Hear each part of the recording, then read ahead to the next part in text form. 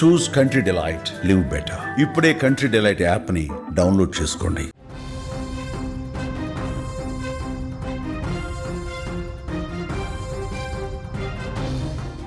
కొన్నేళ్లుగా భద్రతా బలగాలకు చుక్కలు చూపిస్తున్న మోస్ట్ వాంటెడ్ మావోయిస్ట్ నాయకుడు హిడ్మా టీంపై ఛత్తీస్గఢ్ పోలీసులు గురిపెట్టారు. ఈ ఏడాది ఏప్రిల్ మే నెలలో కర్రెగుట్టల్లో జరిగిన ఆపరేషన్ నుంచి త్రుటిలో తప్పించుకున్న హిడ్మా టీం మళ్లీ తప్పించుకోకుండా తెలంగాణకు ఆనుకుని ఉన్న ఛత్తీస్గఢ్ సరిహద్దులో 2,000 మంది జవాన్లను మోహరించి చుట్టుముట్టారు.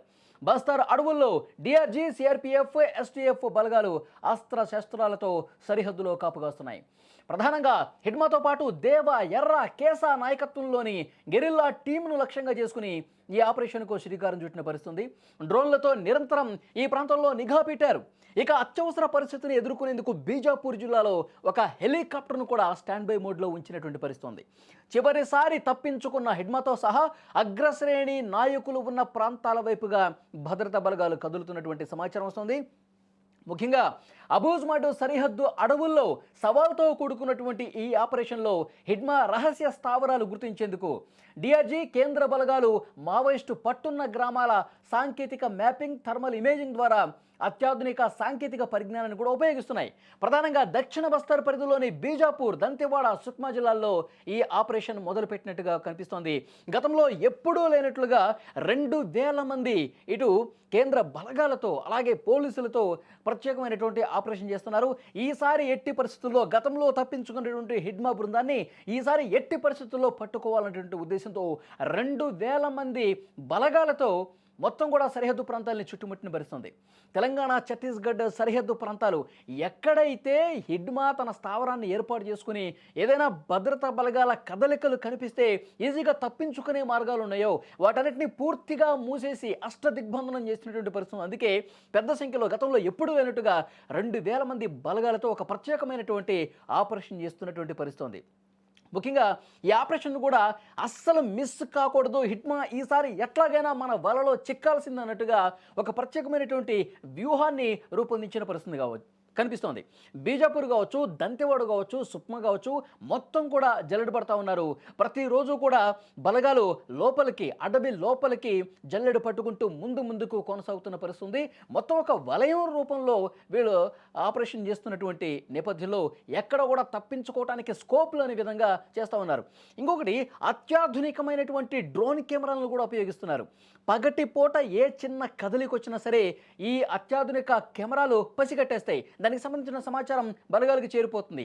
అదే రాత్రి సమయాల్లో కూడా ఈజీగా థర్మల్ ఇమేజింగ్ చాలా స్పష్టంగా రాత్రి సమయంలో కూడా క్లియర్గా మన మావోయిస్టులకు సంబంధించిన స్థావరాలు ఎక్కడెక్కడ ఉన్నాయని కూడా కనిపెట్టే అవకాశం ఉంది. సో డెఫినెట్గా అలాంటి అత్యాధునికమైనటువంటి డ్రోన్ కెమెరాలను వాడుతున్న నేపథ్యంలో ఇది చాలా ఉపయోగకరంగా ఉండబోతుంది. ఈ ఆపరేషన్ సక్సెస్ కావడంలో అవి కీలక పాత్ర పోషిస్తాయని కూడా సమాచారం వస్తుంది.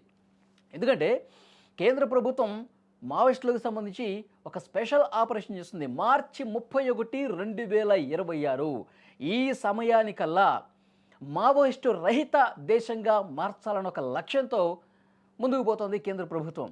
అందుకే ఒక అనౌన్స్మెంట్ కూడా చేసింది. మావోయిస్టులు లొంగిపోండి, ఇదొక మరొక మంచి అవకాశం, మీరు జనజీవన స్రవంతిలో కలవండి. ఇప్పుడున్న టెక్నాలజీ ప్రకారం ఇప్పుడు చేస్తున్నటువంటి మేము ఆపరేషన్ ఇంత సీరియస్గా ముందుకు పోతున్న నేపథ్యంలో మీ ప్రాణాలు మీరు కాపాడుకోండి, ఆయుధాలు వీడండి, జనజీవన స్రవంతిలో కలవండి, ఆయుధాలతో సహా మీరు లొంగిపోండి అని చెప్పి ఒక పిలుపిచ్చినటువంటి నేపథ్యంలో గత కొన్ని రోజులుగా కర్రెగుట్టల్లో ఏ విధంగా ఆపరేషన్ జరిగిందో మనం చూసాం. పెద్ద సంఖ్యలో మావోయిస్టు కీలక నాయకుడైనటువంటి నంబాల కేశవరావు హతమైన తర్వాత ఆ రోజే కేంద్ర హోంమంత్రి అమిత్ షా ఒక ప్రకటన చేశారు, ఒక ట్వీట్ చేశారు. గత 30 ఏళ్లలో ఇంత పెద్ద నాయకుడిని మట్టు పెట్టడం అనేది ఇది కేంద్ర బలగాల విజయం. సో ఏదైతే ఒక లక్ష్యంతో కేంద్ర ప్రభుత్వం ముందుకు పోతుందో ఆ లక్ష్య సాధనకు వేగంగా అడుగులు పడుతున్నాయని చెప్పి అర్థం చేసుకోవాలన్నారు. అప్పుడే కేంద్ర ప్రభుత్వం చాలా విస్పష్టమైన ప్రకటన చేసింది. మీరు ఆయుధాలతో సహా లొంగిపోండి, ఇక సమయం లేదు, మార్చి 31 కల్లా ఈ ఆపరేషన్ పూర్తవుతుంది, ప్రాణాలు కాపాడుకోండి, జనజీవన స్రవంతిలో కలవండి అని చెప్పి పిలిపించిన నేపథ్యంలో మొన్న మనం చూసాం మల్లోజుల వేణుగోపాలరావు ఆయన ఆయుధాలతో సహా లొంగిపోయిన పరిస్థితుంది. తర్వాత ఆశన్న ఆయన కూడా ఆయుధాలతో సహా లొంగిపోయిన పరిస్థితుంది. సో ఆయన కూడా పిలిపిస్తూ ఉన్నాడు, ఇది ఈ సమయం మనది కాదు, డెఫినెట్గా మావోయిస్టులందరూ కూడా మీరు లొంగిపోవటం కరెక్ట్ అని చెప్పి ఆయన ఒక ఫోన్ నెంబర్ కూడా ఇచ్చి అందరినీ లొంగిపోవాల్సిందిగా కోరినటువంటి పరిస్థితుంది ఆయుధాలతో సహా.